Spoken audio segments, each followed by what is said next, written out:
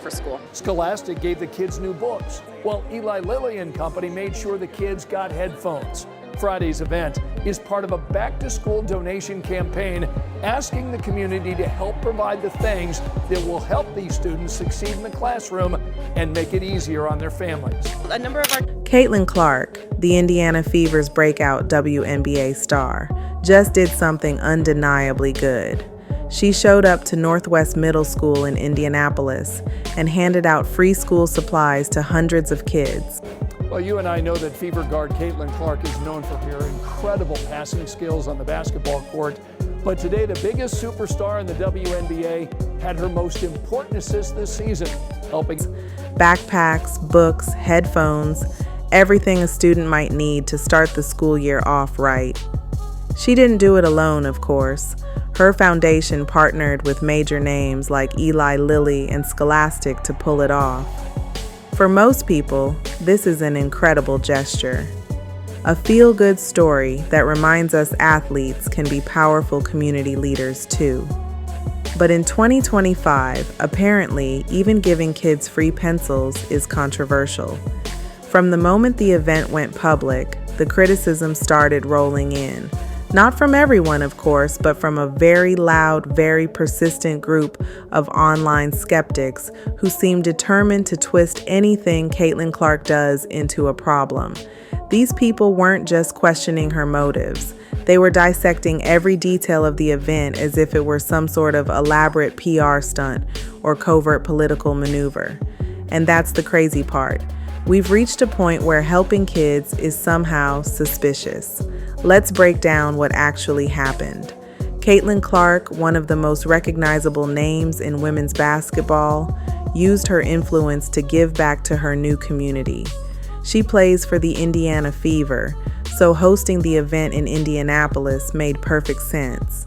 This wasn't just a photo op. She showed up in person, gave a pep talk, and interacted with the students. She told them she hoped they had a great school year and helped hand out the supplies. It was personal, thoughtful, and clearly well organized. And yet people are mad. Some say she's only doing it for publicity, as if that's inherently a bad thing. Even if her foundation or sponsors benefit from good press, so what? The kids still got what they needed. The families still saved money. The school community still got a morale boost. In the real world, that's called a win-win. But critics are acting like any hint of positive attention completely invalidates the effort. Others claim she's showboating, trying to make herself look better than other WNBA players. That's a wild leap in logic. Caitlin Clark didn't criticize anyone else. She didn't compare herself to other players. She didn't even make the event about herself. But some people are so uncomfortable with her popularity that they interpret her charity as a competition. It's not. One athlete doing good doesn't mean others aren't. In fact, many WNBA players engage in amazing community work all the time. There's space for everyone. Then there's the crowd that simply doesn't like how much attention Clark gets. They believe she's being overhyped and that events like this only feed the media machine around her. So their solution? That she should stop doing good things. You read that right. People are actually saying she should help fewer kids, so she gets less attention. That logic is completely backward. If anything, high-profile players using their platform to support kids should be encouraged. The criticisms only get more bizarre from there. Some people are upset that companies like Eli Lilly and Scholastic were involved, as if corporate partnerships automatically make the event dirty. But these companies helped more kids get more resources. That's a good thing.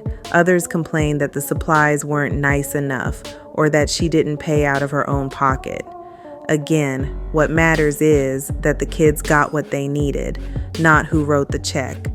The gatekeeping is equally ridiculous.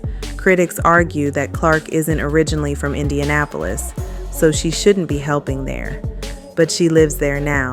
She plays for the Fever. She's building a life and a legacy in that city. Isn't that exactly what we want from professional athletes? To become part of the communities they represent? Ultimately, all this outrage says more about the critics than it does about Caitlin Clark.